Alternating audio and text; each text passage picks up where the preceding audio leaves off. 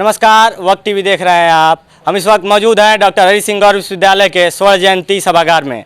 आज 30 जुलाई को विश्वविद्यालय में काउंसलिंग की प्रक्रिया चली। विश्वविद्यालय में सुबह से लेकर आज इस संध्या के समय तक काउंसलिंग चली है। विश्वविद्यालय में आए हुए छात्रों एवं अभिभावकों की जो विद्यार्थी परिषद के लोग हैं उन्होंने हर संभव सहायता करने के प्रयास की। हमारे साथ विद्यार्थी परिषद के कुछ लोग हैं जिनसे हम जानेंगे, विशेषकर छात्राएं हमारे साथ विद्यार्थी परिषद की हैं जिनसे हम जानेंगे कि परिषद में छात्राओं का क्या भूमिका होती है और अन्य बातें भी इनसे हम जानना चाहेंगे कि जो भी छात्र छात्राएँ आए, अभिभावक आए, उनके मन में क्या डाउट्स रहे, क्या दुविधाएँ उनके मन में रही। तो सबसे पहले आपका परिचय। मैं आराधना सिंह ठाकुर, विश्वविद्यालय इकाई मंत्री जी। विश्वविद्यालय में आज सुबह से लेकर इस संध्या तक काउंसलिंग चली।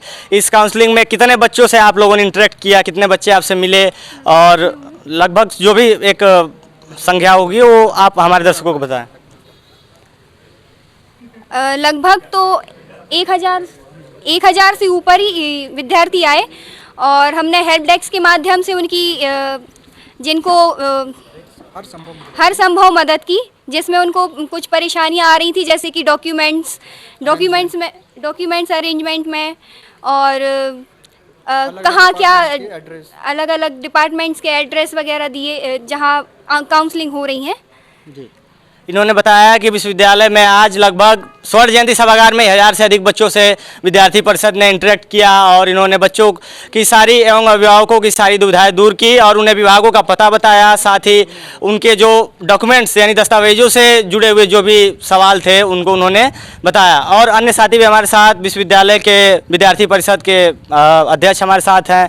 इनसे हम कुछ बातें जानना चाहेंगे। जैसे विद्यार्थी परिषद का जो कैंप है, हर जगह लगभग हमारी टीम गई, हमने पूछा, बच्चों से पूछा कि किस प्रकार से सहायता मिल रही है। तो बच्चों से तो हमारे जो फीडबैक थे वो सकारात्मक थे। अब हम आपसे जानना चाहेंगे कि किन किन स्तरों पे आपने बच्चों के लिए सुविधाएं दी थी, क्या क्या वो सुविधाएं थी और डॉक्यूमेंट्स के स्तर पे आपने बच्चों की क्या सहायता की, इस संबंध में आप बताएं हमारे दर्शकों को। देखिए, लगभग हर वर्ष ही विद्यार्थी परिषद की अपनी जो हेल्प डेस्क है विभिन्न स्कूलों में लगाई जाती है, चाहे वो पीजी की काउंसलिंग हो, यूजी की काउंसलिंग हो।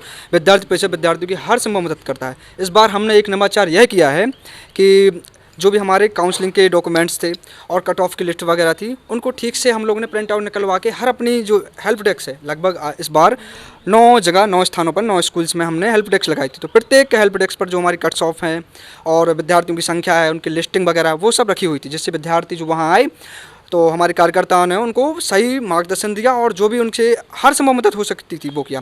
और इससे एक सकारात्मक प्रभाव ये हुआ कि जो विद्यार्थी बाहर से आ रहे थे तो उनको एक मन में एक संशय होता है कि भाई हम वहाँ जा रहे हैं, हमें डॉक्यूमेंट अरेंज करना है, ये स्कूल कहाँ होगा, ये डिपार्टमेंट कहाँ होगा। तो लोकेशन से लेके हमने डॉक्यूमेंट फ़ोटो कॉपीज से लेके हर संभव जिस प्रकार भी हो सकता है सब हमने विद्यार्थी परिषद के कार्यकर्ताओं ने मदद करी। हर संभव प्रयास आपने किया। हमारी टीम लगभग हर विभाग में गई, बच्चों से बातचीत की। बच्चों में जो दूरस्थ के जो बच्चे हैं, अन्य राज्यों से जो आने वाले बच्चे हैं, उनमें एक कॉमन एक जो प्रश्न था वो हॉस्टल सुविधा को लेकर था कि विश्वविद्यालय में हॉस्टल सुविधाएं किस प्रकार की हैं, मेरिट बेस हैं, दूरी के आधार पर हैं, क्या है। तो हॉस्टल की पूरी प्रक्रिया को आप जरा समझाएं। देखिए, हॉस्टल की जो प्रक्रिया है वो हमेशा एक चर्चा का विषय बना हुआ है, क्योंकि जो हमारे बुंदेलखंड है और मध्य प्रदेश के जो हमारे ज़िले हैं, विद्यार्थी हैं, वहाँ को अभी जो अपन रिसेंटली देखें तो लगभग EWS 450 और OBC लगभग 650 ऐसे किलोमीटर में डिस्टेंस में हॉस्टल दिया गया है। तो हॉस्टल की तो अभी जो अपने कहना चाहिए वर्तमान स्थिति जो बहुत ही दयनीय है, उस पर भी हम लोग सुधार कर रहे हैं। और रही बातचीत की कि क्या प्रश्न होते हैं विद्यार्थियों के छात्रावास को लेके, तो ऐसा है कि हमारे जो हेल्पलाइन नंबर है उन पर भी हम सबको कॉल आते रहते हैं कि भैया हमारा ये ज़िला है, हमें छात्रावास मिल पाएगा कि नहीं मिल पाएगा, हमारे इतने मार्क्स हैं, मेरे सबसे हाईएस्ट मार्क्स हैं, तो मुझे छात्रावास मिल पाएगा या नहीं मिल पाएगा। तो ये सब अपन विषय हैं जो हम लोग चर्चा करते रहते हैं। लगभग सभी हमारे कार्यकर्ता जो हैं पूर्ण रूप से प्रशिक्षित हैं विद्यार्थियों की सहायता करने में, चाहे वो हॉस्टल हो, चाहे वो एकेडमिक्स हो। जी। धरातल पर जो सुविधाएं, मूलभूत सुविधाएं होती हैं, जैसे दूरस्थ से बच्चे आए, अभिभावक आए, तो उनको जल की व्यवस्था कराना, अथवा जैसे विश्वविद्यालय में 2 कैंपस है, वैली कैंपस और हिल कैंपस है। तो हिल कैंपस तो लगभग जाना हुआ है, बच्चे ऑटो के माध्यम से, अन्य माध्यमों से पैदल भी जा सकते हैं, लेकिन वैली कैंपस जो विश्वविद्यालय का है वो ज़रा दूरी पे है और वहाँ से बच्चे अक्सर अनजान रहते हैं और अन्य राज्यों के बच्चे तो बिल्कुल अनजान है, वो हर हिल कैंपस और वैली कैंपस दोनों से अनजान है।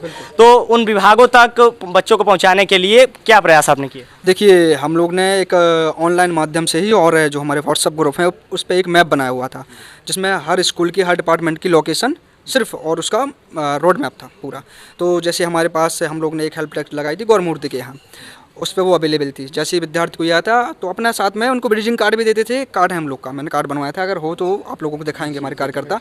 तो वहाँ जाके अगर आपको नहीं पता तो उन विद्यार्थियों से उन कार्यकर्ताओं से वहाँ जाके मतलब उस पर्टिकुलर डिपार्टमेंट में वहाँ संपर्क कर सकते थे। और गौरमूर्ति के पास हमारी एक सेंट्रल कह सकते हेल्प डेस्क थी, लगभग 15 से 20 कार्यकर्ता वहाँ उपस्थित थे। तो वहीं से पता जो डिपार्टमेंट्स है उनका पता है ना, लिस्टिंग वगैरह है, फोटोकॉपी है, चाहे वो रिफ्रेशमेंट के लिए नाश्ता वगैरह की व्यवस्था कहाँ कैसी है, पानी की व्यवस्था तो हम लोग ने करी ही थी, बाकी और जो भी शॉप्स वगैरह हैं ऑनलाइन फोटोकॉपी ये सब करते रहे हैं। विश्वविद्यालय केंद्रीय विश्वविद्यालय है। यहाँ पर कुछ कोर्सेज ऐसे हैं जैसे BLLB कोर्स, BA BEd और B फार्मा आदि कुछ कोर्सेज ऐसे हैं इतने प्रतिष्ठित हैं कि विश्वविद्यालय में यहाँ से करने के लिए बच्चे दूरस्थ के राज्यों से, केरल, कर्नाटक, उत्तर प्रदेश, बिहार आदि राज्यों से आते हैं। अकेले BLLB कोर्स में मात्र 53 सीटों पर 1963 बच्चों ने पंजीकरण कराया। आपको बताते चले कि बच्चों में 53 सीटों पे सीट एलोकेट होनी है, बाकी अन्य को जाना है। तो हम आपसे यह जानना चाहेंगे कि 1963 बच्चे हैं, 53 सीटें सिर्फ एलोकेट होनी है, बाकी बच्चे निराश होकर जाएंगे, तो वो आपसे अगर मिल रहे हैं तो उनके मन में क्या भावना रह रही? इसके लिए हमें बिल्कुल खेद है, लेकिन आपको इस पर भी ध्यान देना होगा, इसको नकारात्मक ना लेते हुए सकारात्मक लें। क्या है, हमारा सागर विश्वविद्यालय हमेशा से ही जज फैक्ट्री के नाम से जाना जाता है। जो हमारे सागर विश्वविद्यालय का विधि विभाग है जज फैक्ट्री के नाम से जाना जाता है।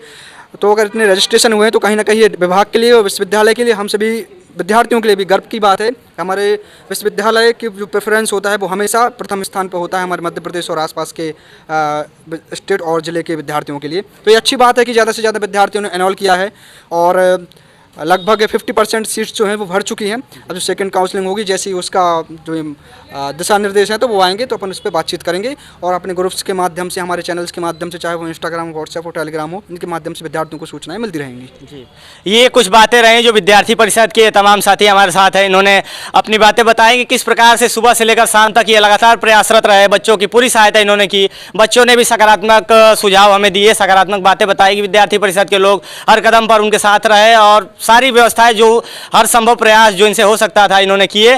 धन्यवाद। देखते रहें वक्त टीवी।